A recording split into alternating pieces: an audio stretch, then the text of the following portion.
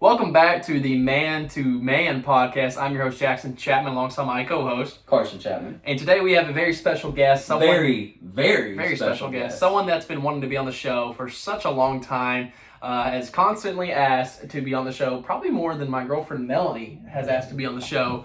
And this person's pretty special to us because Carson, without her, I don't think we'd be in this world. That's right. That's kind of how biology works. Somebody that we have been raised by, somebody that has formed a lot of the ways that we view the world and so many of the things that we believe. One Miss Christy Chapman. Welcome to the show, Mom. Pop Squad right here. But I have to get my hugs, because that's the first thing a mama does. That's what a mom does. Right. So Pop Squad right here. Thank you for joining us, Mom. It really is an honor to have you today. I'm glad to be here. All right, so yeah, you'll take the mic for the whole episode, and me and Carson will share one. So she's over here a little. She was praying in this corner over here. She's very nervous. Pre-game jitters. But you teach a classroom full of fifth graders. What made you nervous about this?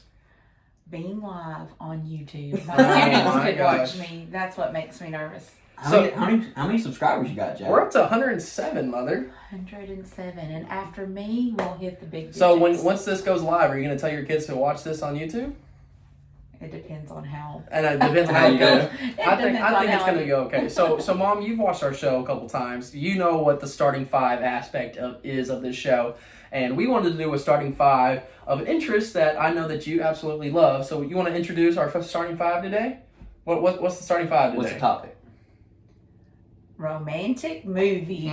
Rom-com. Rom-com. So we're doing... Date night, baby. We're doing romantic movies / rom-com movies. And so the movies that we have on our list, we looked them up, and they say romantic / something, or they're just a romantic comedy. So if you disagree with some of the movies that we say, I looked them up, or Carson looked them up, Mom looked them up, and they say romantic somewhere in the title. So, and this is our list. We don't care. Yeah. We don't care. This is our show. We're gonna do it the way we're gonna do what we want. So obviously, honorary guest, you're gonna have the first overall pick, and as it goes, it's gonna go you, then me, then Carson twice, and then me, then you twice. So we'll keep you updated on your picks. But with your first pick, what romantic movie are you going with? What's the top tier rom-com movie?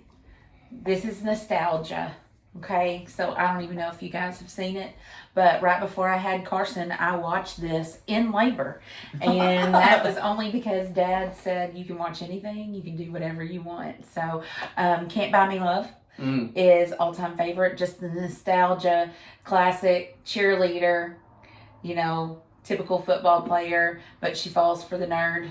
Classic. Right. Classic. The nerd saves the day by buying her a $1,000 leather coat that she spilt wine on So she's at a gold football digger. party. Sounds like she's a gold digger. That's what I'm hearing, Carson. Sounds like her love language is all about gifts. I don't know how deep this connection is, Mom. Yeah, he got her out of big trouble from her mom.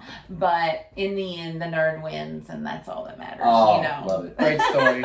So Mom's first pick is Can't Buy Me Love. I think my first pick is going to be a movie that is a Nicholas Sparks movie. Quick story, me and Carson got really bored during COVID. Again, COVID will make you do quarantine will make you do some extraordinarily weird things. But there was one particular day where me and Carson, we woke up and we were just like, we want to watch Nicholas Sparks movies. We just got bored one day. And Carson, how many movies did we watch that day? I bet we watched about 3 or 4 Nicholas Sparks movies over and over and over again. And we talked about it, so many of them kind of have the same idea, but they just get me every time.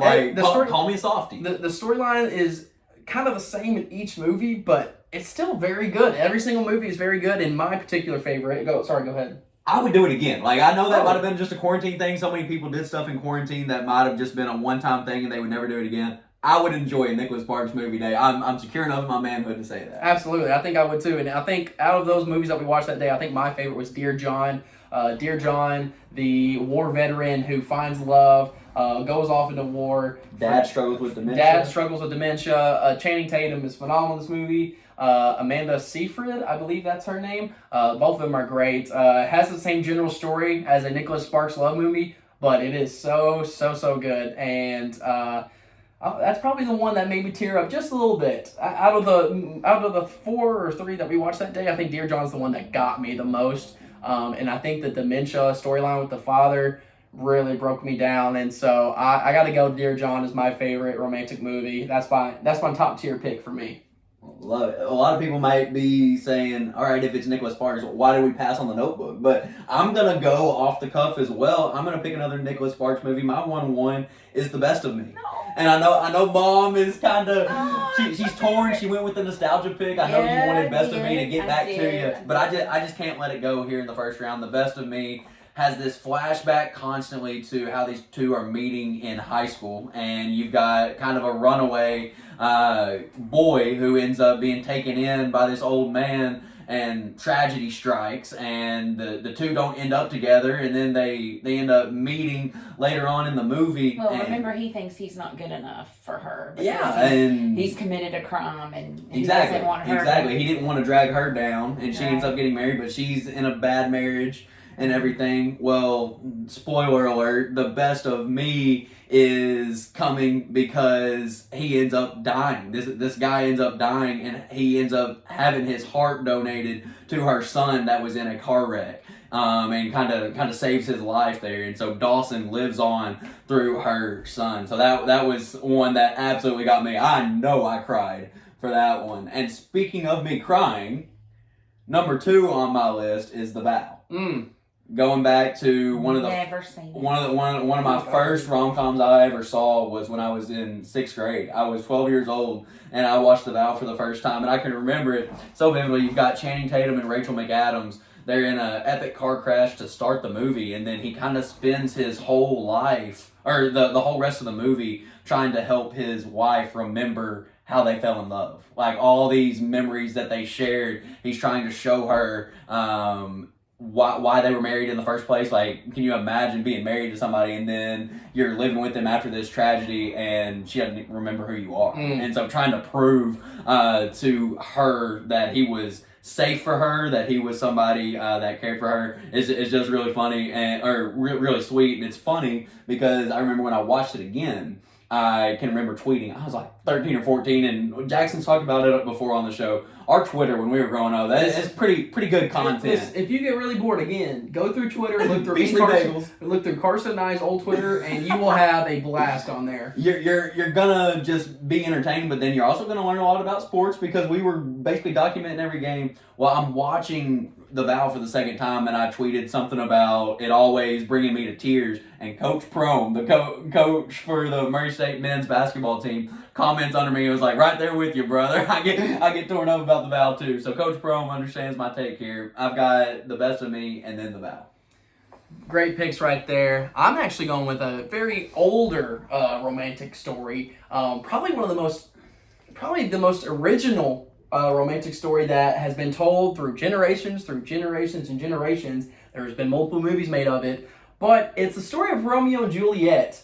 And That's good. It's a story that Yeah. I'm sure everybody has heard. That was kind of my dark horse pick of. Yeah, I think Deanne Anderson's gonna be really proud Well, of see, you. Jill Herndon will also be happy Okay, because I remember okay. in my freshman English class, we were going to read Romeo and Juliet, and I was like, I'm about to be bored out of my mind. But man, that story is phenomenal. The movies are very good. The story of forbidden Where art love. thou, Romeo? The Capulets and Montagues, they hate each other, and Romeo and Juliet just need this love connection. They form it in one day. In one day, they form love, and then the next day, they die for their love. Ever heard of Love at First Sight? I mean, how much more lovey-dovey can you get than that? You meet one day, fall in love, and you die for each other the next day. I think that story is They just... wrote thousands of songs about that. Absolutely.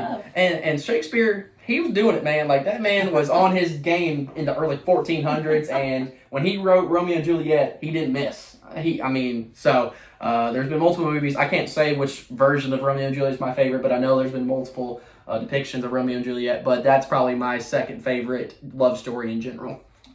So, Mama, All right, Mom, you got two in a you got row. 2 picks I right here. got 2 picks. Gosh, put the pressure on here, boys. Well, Carson stole the best of me, so I just have to give props to, just gut-wrenching, when the boy's heart is Dawson's. That just gets me every time. I have to go through a whole box of Kleenexes right at the end. Let's see. I've probably got another movie that's a little bit older. It's called Something's Gotta Give. It's Diane Keaton, Jack Nicholson, Love those two together. It's their chemistry in that movie that makes the movie, because she, her daughter actually is dating Jack Nicholson first, and he's like, he's an older man with money, and that's all the daughter cares about, is making it rich and, whatever. And she's an author, and she's having writer's block, and she's at the beach trying to write a story. And, he comes in because he has a heart attack, and the daughter is trying to take care of him for the weekend, and it ends up they kind of banter back and forth, and then falling in love with each other. And so total opposites attract, but I just love the chemistry between Diane and Jack, and I just love the way they look at each other, and it's just funny. So that's my pick for the next one. And then just right after this, Up Close and Personal. It's also you said romantic. You said 3 movies that I've never seen. Is she 3 for 3 on one She's that I 3 haven't for seen? 3. I'm old, but they don't make movies like they used to. You need to post this on your Facebook so your teacher friends That's and right. your friends of your age. I would have some 90s girls that would So, 100% We need listen, people to have your back. Listen, here. if Yes. you are my mother's age and you're one of her 46 friends, and proud of it. you can listen to this podcast and have a great time. It's not just a sports cast, everybody. It's not just a sports podcast. So up close and personal. Up Close and Personal, yes. What's going on in that? Well, she's a young journalist, and she doesn't have a lot of money, and she's trying to make it in TV. And he is an excellent mentor to her, and he's actually been a White House correspondent, but he loses his job because he trusts his source, which is his first wife. And yeah, he trusts the source, and so he has a hard time with commitment. And so he gives this young journalist a really hard time, tells her she's not doing a good job. He calls her on her outfits, he calls her on her hair, changes her name, does all the things, and she just tries harder to just please him and do a good job. And then she gets this opportunity to shine in a prison break. She's actually in prison after a story, and there's a prison break, and he walks her through it in 3 days of just mental exhaustion and whatever. Wow. And you have to see this, boys. Okay, Really. yeah. This is one You've got me you pull sold. out of the archives. But anyway, she gets an award for that, and then he goes and wants to do his dream job of a story in Iraq or somewhere overseas. And he ends up getting killed at the end. So, spoiler alert, it's terrible just when they fall in Now I love. don't need to watch the movie. Well, Yeah, well, that's the but thing is still. these movies have been out for so long. I don't think we're The spoiling it for chemistry, anybody. though, the chemistry is so good in that one. Michelle Pfeiffer will always go down as one of my favorites. No. She's in that movie. All right, so my pick is actually based on a true story. The movie actually, the characters in the movie aren't actually true, but the storyline actually did happen, and I'm going with Titanic. How did we miss that? It's on my list. Okay. Hey, if you don't believe me, that's No. that's number 2 on my list. Titanic is a classic movie. It's got young Leonardo DiCaprio, Kate Winslet, one of the longest movies of all time. One of those movies that you really have to stay through and pay attention. It's the story of Rose And Jack. and Jack, Yeah. but it's Rose narrating, the older version of Rose narrating, talking about her first love that she met on Titanic, and obviously everybody knows the story Titanic. They hit the iceberg, mass chaos ensues, and the memeable moment of that movie is Jack and Rose on that little iceberg, Floating on the ice. and Rose just telling Jack, "I'll never let go, Jack."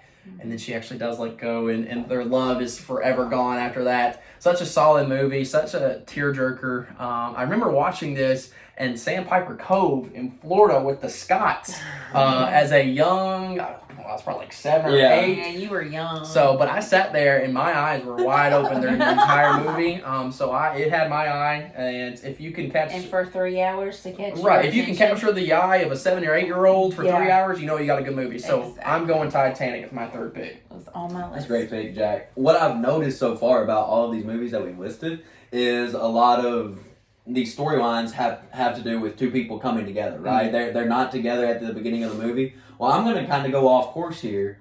Marley and Me. Rom-com. You think of rom-coms, it's they meet and then they fall in love, right? Well, here's The dogs. a couple that is trying and trying and trying to have a baby, and it's not happening. So what they do, they get a dog, and they try to figure it out together. You've got Owen Wilson and Jennifer Aniston, and they get so attached to this dog. And I'm by no means a dog person, but that is the type of movie that really pulls at your heartstrings. And then as they have to put the baby down, the dog down, they end up having the baby at the end. So Marley and Me, one of those classics for me as I was growing up. And so my fourth pick, I guess, would be something that I've just been introduced to in the last couple of years. A movie called Fever Pitch. Putting it all together. A sports guy like me, with the love aspect as well. You've got Jimmy Fallon as a normal high school teacher. Falls in love with Drew Barrymore, and I believe that's who it is in the movie. And he seems so normal at the beginning, and it just kind of, they're meeting, they're living in Boston. Well, then the calendar flips over and it's baseball season, and he becomes a completely different animal come baseball season, which I don't know about you, Jack, but I can relate to that so much. When it's time to watch my teams, it can consume so much of what we do, and it consumes our mind. Well, this guy takes it to another mile. He has all these rituals. He has season tickets for the Red Sox. She comes into his apartment, and it's like it's Fenway Park basically in his living room and in his bedroom, and so it's just really funny how they all come together. They end up actually running onto the baseball field in the World Series in 2004. They shot it when the Red Sox were playing the Cardinals in the 2004 World Series. So, little fun fact there for you, Jack. But I've got Fever Pitch on my list. That's a movie I've also never seen. A bunch of these movies I don't feel like I have seen, but I need to catch up on my rom-com Make you a list for genre. your next rainy day. My next pick, I think I'm gonna go with the Disney movie, a movie that Melanie absolutely loves, and she would say is probably one of her favorite Disney Pixar movies of all time, and it's Tangled. Tangled is such a great movie. Oh, guys, it's Fully so Mom. good. That's a princess movie, right? Yeah. It's It technically is. a princess movie. It but, is. It's this princess. I'm proud that. Have you ever seen it, Mom? No, Okay. I don't believe Mom. That's right. Well, Melanie made me watch it. So it's the story of this young girl. Her name is Rapunzel, and she's in this tower, and her mom, who's not actually her mom, this witch, actually steals her from her parents. And she keeps her in this tower and says, you can never cut your hair, you can never escape this tower, the world outside is just too bad. Basically, the witch was being selfish and just wanted a friend and wanted to rule and have control over somebody. Well, Rapunzel's like, I don't want to do this anymore. She sneaks out, finds Flynn Rider, a thief, a crook, who has no business being in love with Rapunzel. They kind of hate each other to start the movie, but the more that they hang out and enjoy each other's company, they absolutely fall in love. Flynn changes his life for Rapunzel. She actually cuts her hair, and he still loves her after she cuts her freaking 82-foot long blonde hair. And so I think it's a great movie. Thank you, Melanie, for showing me this movie. So I'm going with the Disney movie Tangled as my fourth romantic movie. So, Mom, You got two again. You're You're gonna gonna I finish got out. two. Oh, good. You're gonna finish out here. You're I've gonna got get your two. fourth and fifth. I gotta choose wisely. Okay, well, I'm gonna go with one Jennifer Aniston movie. Maybe But- we've seen it. You have probably seen this, The Breakup with Vince Vaughn. Actually, no. I know there's a funny scene in that. Oh, Vince Vaughn. Oh, this is where I fell in love with Vince Vaughn. Oh, wow. And, I just, the I'm gonna call way. Ed Chapman. Yeah, well, I'm going to tell you the next one has to do with that. Okay. Okay. Oh, gosh. This is all the picks I get? Yeah, this is it. Oh, Make your terrible. 5 count. Okay. All right. So the breakup is about this couple who is just afraid to take the next step. They've dated and they've dated and they've dated, and Jennifer Aniston wants a ring and wants to, get married. And Vince is just not ready. And I don't know, somewhere along the way, they just decide to break up. But they still are roommates. And so Jennifer starts bringing people over, and Vince just wallers, and it's so sad to watch his transformation into him really realizing that she's the one and he wants to be with her. Well, they've got 1 month to get out of their apartment eventually at the end, and it's like their last day, and they give the keys to the landlord, and they're both miserable, but she gets a job promotion somewhere, and she goes away and comes back, and you know, at the end they see each other and it's been like a year and he's put on a lot of weight and he's doing his dream job of riding a boat and giving tours of the New York City, you know, through the river of New York City. And that's where she sees him again. And, you know, they look at each other at the end of the movie. They're walking away from each other and they both turn around and look, and it's just that moment where you think about what could have been. And so they don't end up together. Ooh. And so that's the part of it that's the breakup, that you want them together so badly, but they just don't. Mom, don't you got ever work for make like it. Rotten Tomato or something. You're very good at reviewing. Yeah, she does. She's going in depth, and I enjoy it. And I feel like I'm watching the movie as she's talking. So last pick, So, Mama. What are you okay. going with? This movie, we walked out of the movie theater. I'll never forget. I was holding your dad's hand. We were in our early 20s. Y'all weren't born yet. So we're walking out of the movie theater and I'm just like torn up. And Dad goes, "That's the worst movie I've ever seen." And he like hated it because he hated the way hated the way the dude was treated in this movie. So Come on, Dad. You couldn't even fake it. You couldn't even say, "Oh, no, yeah, I enjoyed it." He was like almost mad in the car. Like he truly was What's affected. the movie called? So it's a Demi Moore movie, Indecent Proposal. And it's about a movie that it's a young couple who is trying to start their life and they're trying to build this home, and then recession hits and they can't afford their dream home. So they're trying to figure out a way to finish what they've started, and they go to Vegas with their last $5,000 and they go to gamble it to try to win big, to like finish out or whatever. Well, at Vegas, somehow, I can't remember, it's kind of fuzzy because, again, we were young in our 20s, so it's been 20 years ago. This millionaire is just intoxicated with Demi Moore, and he offers to give them $1 million for one night with her. Wow. So they're married. Remember, they're married. And so he just wants to be with her. And so she's like, "I can fake it for one night. I can fake it. $1 million. It'll make our life better for the rest of our life." And so she talks her husband into doing this. And so the night comes, and Woody Harrelson is the husband, and he is just absolutely devastated as the night draws near for the one night. And when the guy has them meet at a dock, and Demi steps onto this yacht that her husband can't afford, steps on the yacht, and he dresses her up, and they have this romantic night, and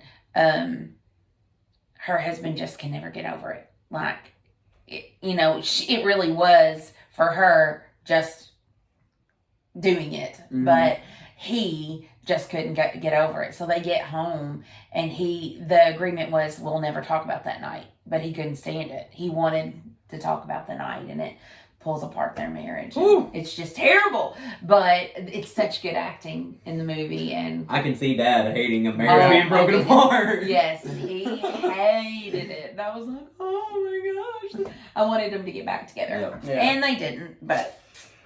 So Mom's got her 5. My last pick, it hasn't been taken yet. I don't know how. The Notebook fell to number 5. It's not one of my favorites, but it's an all-time classic that you just absolutely have to have. When you think of a romantic movie, you think of The Notebook. It's a great story, I will say that, but it's a little bit overhyped. You've got a kiss in the rain. That's all you need, right? Right, and it's just, I don't know. But it's the way the man cares. Right, I just had to pick it. It fell to number 5. I had to go. It couldn't have fallen that far, so I'm going Notebook number 5. Yeah. I'm going to finish with another Nicholas Sparks movie, Safe Haven. Also good. You've got Julianne Hough running away, I love that movie. kind of starting over her life after her husband had treated her so poorly. And she runs into a young single dad who has 2 kids whose wife had passed away. And what Julianne Hough doesn't realize is that this friend that she thinks she's having is really...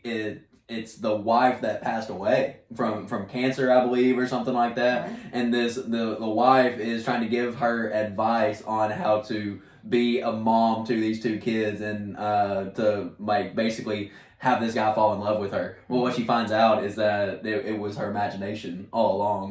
The mom was never there in the first place. And so just a really heartwarming story there of how she is reunited. She brings that family whole again after they had experienced such tragedy. So there you have it. Oh, can I give at least a shout out to Dirty Dancing? Just shout out Yeah, Dirty just Dancing. shout out Dirty Shout out Dancing. to Dirty Dancing. I'm sorry. Honorable mention. I mean, I know my friends are going to hate me forever for that, but Dirty I'm Dancing sure they'll is like right your up list. there. Yeah. I'm sure our friend, I think me and Carson, our friends, will kind of Shout judge us for knowing this many romantic movies, but I don't care. I don't care. I They're wanted to good throw movies. in Jerry Maguire for you guys. Sports movie. I liked it. Never You seen had it. me at hello. Mom, you're 7 for 7 for movies I have not Right. seen. Oh my gosh, you had me at hello. They need to know that line. I'm so sorry. All right, Mama. So This is gonna be fun. this will be fun. Tell the people what we're doing. So- This is what I'm nervous For about. this segment, we are going to basically do an interview to our mother, asking her some life questions, some mom questions. So if you're a young girl or young woman listening to this podcast, I would listen up, because our mom, I would say, has the wisdom, That's right. and she's gonna lay the smack down on these answers. And so my first question is, Mom, how do you balance being friends to your children, but also being a parent to your children? How do you make that? How do you have that perfect balance between being a parental role model, but also being a friend to your kids? I have always, I'm going to get emotional here, but I mean, the Bible is definitely a book that we all follow, and I love my Lord God, and He's number one. And so in His Word, He says, spare the rod, spoil the child. And I believe that because I've seen it in the classroom for years and years, and I've just seen parents that don't show love to their children. And part of showing love, what did I say to you guys every time I got on to you? I'm doing this because I love you. And I'm disciplining you because I want you to be young gentlemen. And I will say that has been fruitful.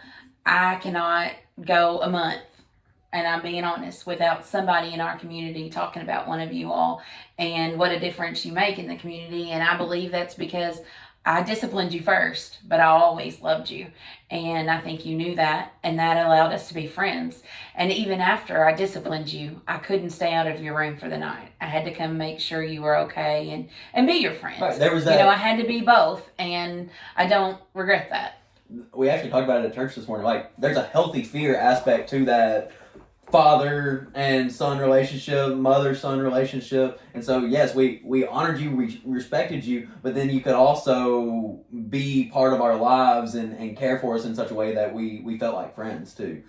I also feel like me and Carson kind of got to that point where, like, me and him could, like, make jokes with you or, like, stab a joke at you. Yeah. Like, as a kid, I feel like if I said something Outnumbered. right, if I 3-1. said something mean to you or Dad, I was in trouble. But now I can, like, kind of poke fun at you We're or Dad. adults. Right, We can you're joke adults, about it and now. so Right. it's kind of cool to kind of be at that point with your parents. Yeah. They're like, wow, they're actually my friend, but also at any moment or time, they can strike the hammer down on me. So there's, I Did think you wash the clothes? right. I think you and Dad You do. take the trash out? You and Dad do a great job of balancing that mix between friendship and being parents.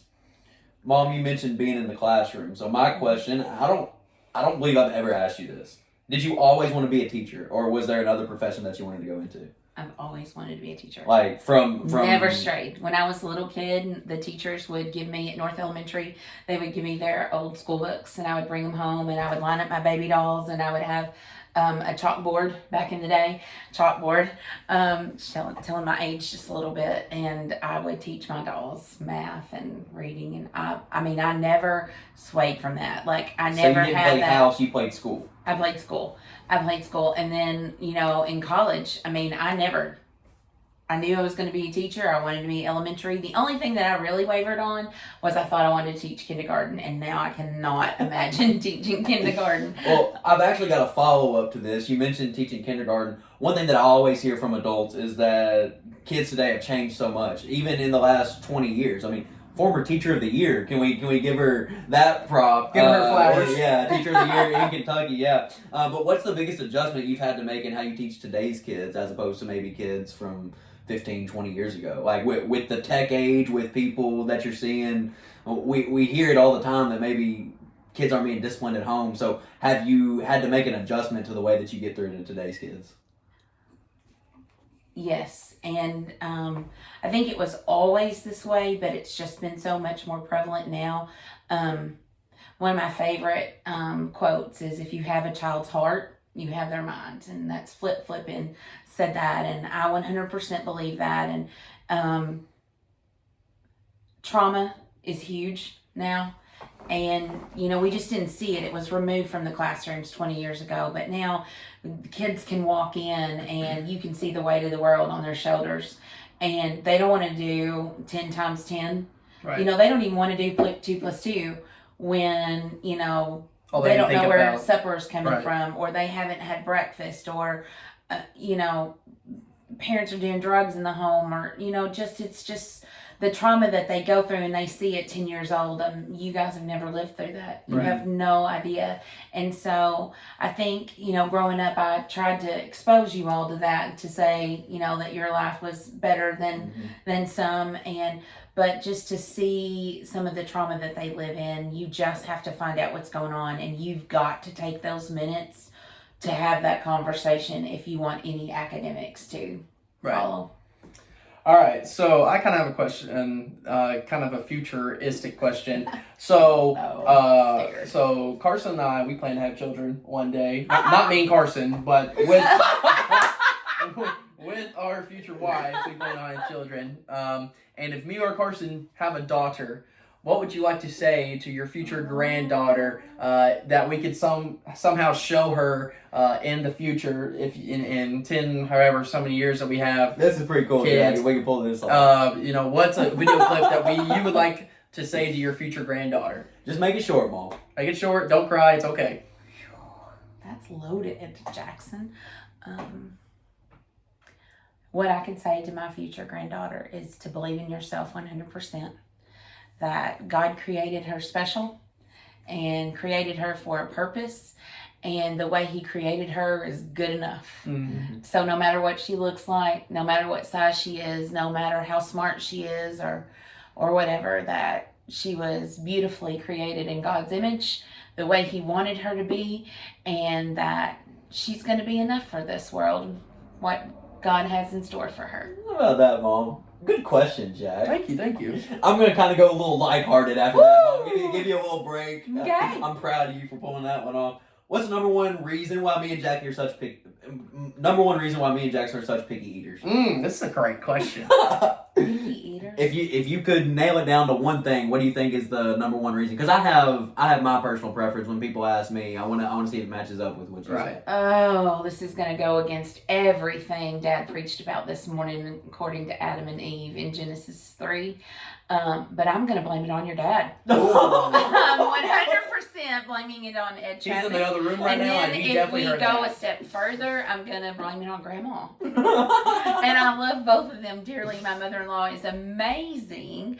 But she was a short order cook growing up because Granddad wasn't home very much. And unfortunately, Grandmother, which she could not control, had a medical condition that kept her from eating certain food. So I'm not judging her for that. But she cooked for herself the healthy things that she needed, and then whatever the boys wanted really quick. So like it was chicken and nuggets on Monday, and corn dog on Tuesday, and fish sticks on Wednesday. And I mean, that was just kind of the thing, because then she also had to cook for her husband at 9 o'clock when he came home from the farm equipment shop. So Dad just wasn't exposed to that. And then I grew up with my mom.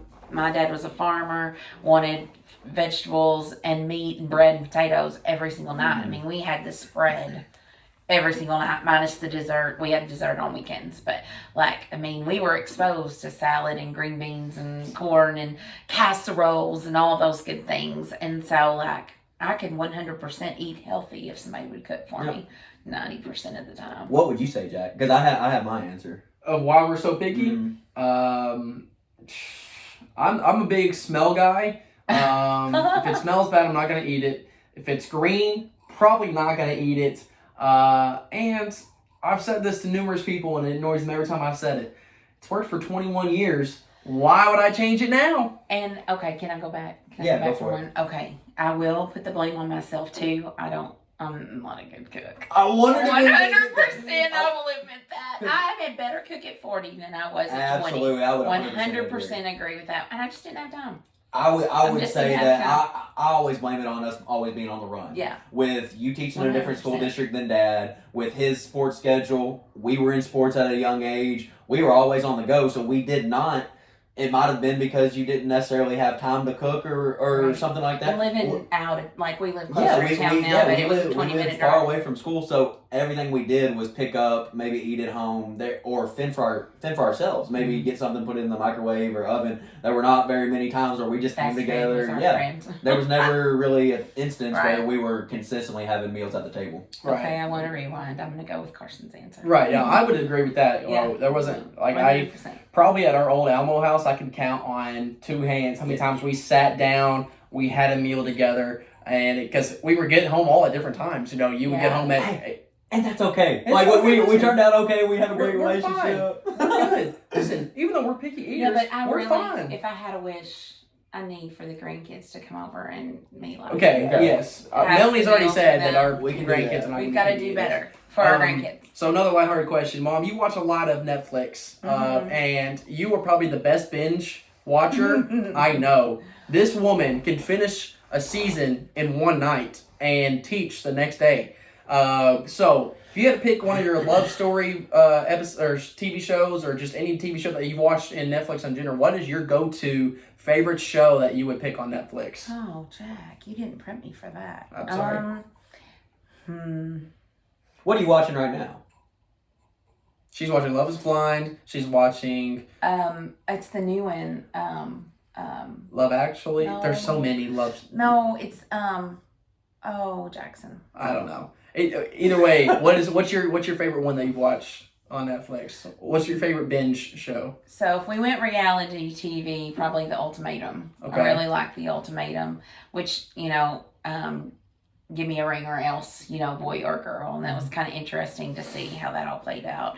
But I think probably I really like Virgin River on Netflix. That one's a good one. Mm-hmm. Just good old love story. All right, you talked about being outnumbered earlier. What is the hardest part about living in a house with all boys? Like, I've been around basketball and football for a long, long time, but I really don't understand football. I want to understand Okay, this is football. actually a question. Why is football so hard to understand? Like, what's the hardest part about it? I don't. Don't know the positions. Don't know what Don't goes know into- anything. I know the quarterback. I know when it goes through the goalpost that it's a touchdown. That's about it. No. When the football goes through the goalpost. That's it's not a- That's a field goal or an extra point. Oh yeah, that's true. All right, rewind. It's okay. Sorry, I'm very embarrassed by that. Oh, that's good, Mom. No. So yeah, what's the hardest part besides the sports aspect? What's the hardest part about living in a house with three boys? Boys get over things really quickly. Oh, yes. And Amen. and sometimes you guys do not understand my need to just Agreed. tell you about it and gripe, and I need you to empathize with me, and you just really don't. I'm not good at Sometimes they just don't want to listen That's a good answer. to that, and they're just not empathetic.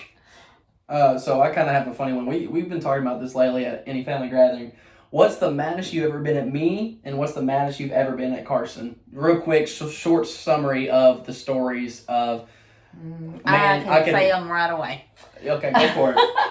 The maddest I've ever been at Carson, he was No, you're really good. young. Did I just turn that No, on? no, you're good. Okay. He was a really young. We were living at the parsonage over by Flint, and there was this well house in our front yard, and he liked to ride his power wheel everywhere.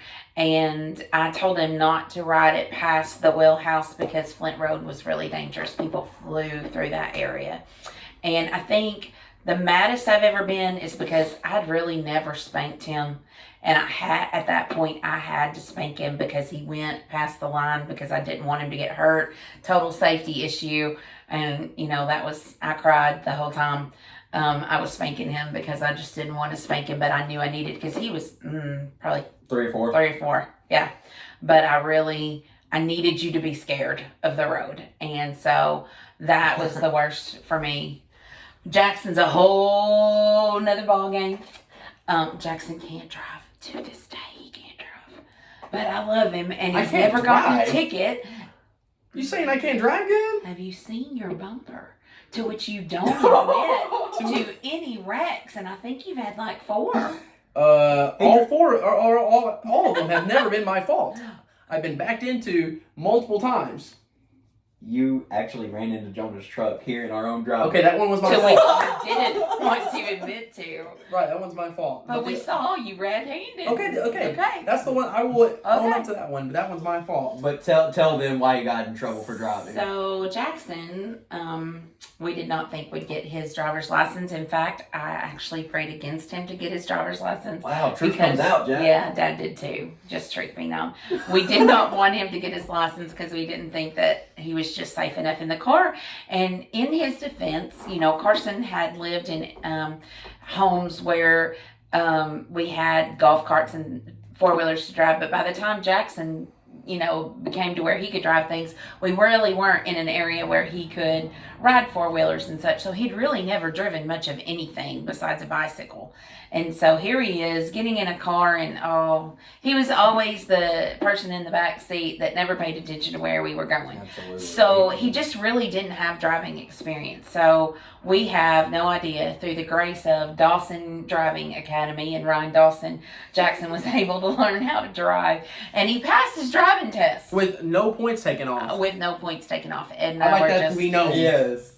Okay. we couldn't believe it. Continue. So anyway, the rule was we didn't want any of his friends in the car just yet. That was the rule, and I don't know what the state rule was, but it was one person. One person.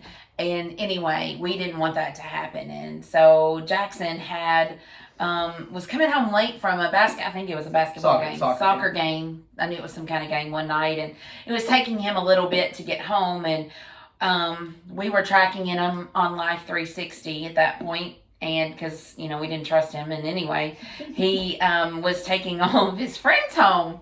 And when he got home, we asked what took him so long. And he told us he made a wrong turn, to which we knew he hadn't made a wrong turn because we had tracked him. So we knew he'd been at Evan's house and Jarrett's house. And there was another kid. Parker's house. We had tracked him. So we knew where he'd been. But we wanted him to tell us. And he didn't tell us. He told us he took a wrong turn. So I physically made him get in the car, take me back to the soccer field, and show me where he made the wrong turn, because I knew he couldn't have made that bad of a wrong turn and still not gotten home. And so we got almost, halfway there before you started crying and said, Yeah. I lied, Mom. Yeah, I tried to put on the best acting clinic He of all tried. time. Like an hour's worth of lying, really. Right. I just kept digging that grave. And I was like, listen, I'm this deep now. I gotta sell the crap out of this. And you want to tell them the punishment? The punishment. This was great. I'm not even sure Ed agreed with me, and he agreed with me on all punishments, but he did not get in my way on this one. Let's see, Jack. No car. Basically, No car. for 1 month, There's no car. no car, No phone. no phone, No no TV, no TV, no video game, no girlfriend coming over, No friends. no friends. Threatened to make him run to to basketball school. practice. Dad did make me back down from that, though. He told me that was a little bit extreme. But for a month. I went to school with Dad, and then I came home And from sat school on with his Dad. bed and slept pretty much for a month. And can I tell you how traumatizing that was to a mother's heart? But once you make the rule, you have to stick with it. And did I Stand firm. It will make them better men. And it did. Have you disobeyed me since then? No, ma'am. Because he knows. Right. I don't think I've gotten in trouble. He really has not. And honestly, I'm glad that I got control of him when I did with that one, because no telling where you would have taken me in your high school years. Dang. I love you, Jackson. I'm getting portrayed as a villain. He's not a villain, but if the line is right here, he might just go for fun. Okay. All in the effort for fun. While all Am this I was right? going on, I know while I'm all right. this was going on, my mind was just kind of flooded with some things that have happened. And Jackson, I cannot get over how mad Mom and Dad were when you killed the class pet before we went to Florida. Oh my gosh, this is the Leave stupidest teacher story. names out of this. Leave. Yeah. names out of this. I'll say I'm It's not like even 7th grade. 7th grade teacher had a class pet frog, and The first 7th grade or the second? the second 7th grade because I was held back because I was a little immature And my best friend had just moved away. People forget that my best friend Jackson Silvers had just moved away, and I was a little upset about that. Either way, so before fall break, we had a class pet frog, and this teacher wanted us to get rid of this frog and release it into the trees or I don't even know the nature or whatever. So she takes me and 2 other gentlemen, I'm not going to say their names Whom either. she trusted, might I add. And the gentlemen are the ones that killed the frog and pinned the blame on me. To get back to the classroom, So you're saying you didn't do it? No, I told you I didn't do it. I got pinned. Blaming innocence. Oh, okay. Either way, we get back to the classroom. They start whispering, "Hey, we killed the frog. Hey, we killed the frog." And the teacher hears, "Which one of y'all killed the frog?" And both of them put the blame on me. I'm sitting there.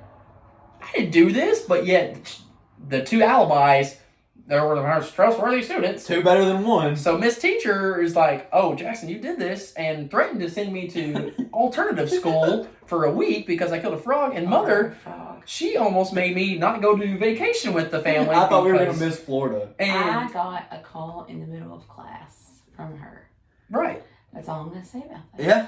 Don't And interrupt my teacher. I think Miss McCallan actually had to talk you off that ledge of. She did. of me not She going was to- your savior. Oh, Miss You McCallan. owe her. She is. Shout out to Janetta McCallan. She's amazing. Saving the day. All right, Carson, we'll go one more question yeah, each. Yeah. Well, I was going to wrap up here. A little lighthearted again here, Mom. All right. So one day, me and Jackson hope to have some boys of our own and maybe raise them up, play some baseball. And we know we're going to have some dirty legs. We're going to have some dirty pants because, as we all know, you did not play a baseball game unless you got some kind of dirt stain on your pants. Of course. What is the best way to get a stain out of baseball pants? We need to know this as we move forward into these next steps of life. 100%. I can answer this. There's about 3 things you need to do. Okay. Okay. First of all, I do not like dirty baseball pants. So it's my mission and my you're job, pretty and good I've at stayed getting out many a late night trying to get the stains out of your pants. Awesome, which is $1 at the Dollar Tree. Okay. It's an all-purpose cleaner. It's not really clothing cleaner. Use it. The Felt Napsa bar. It's a bar. So a little bit of scrubbing. A little bit of scrubbing, a lot of scrubbing. OxyClean soak overnight. And Dawn dishwashing liquid.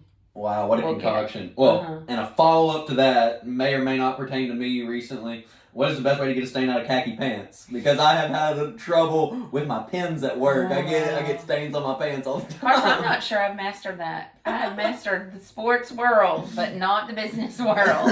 I don't know. It depends on the pin, and it isn't coming out. And when you can figure out how to get a dry erase marker out of clothes, send me a DM and let me know. There we go. So my last question is kind of staying on the sports realm with our children and stuff like that. I'm sure me and Carson are gonna want to coach our sons or Quite daughters. possibly. So I think you need to talk to our future wives.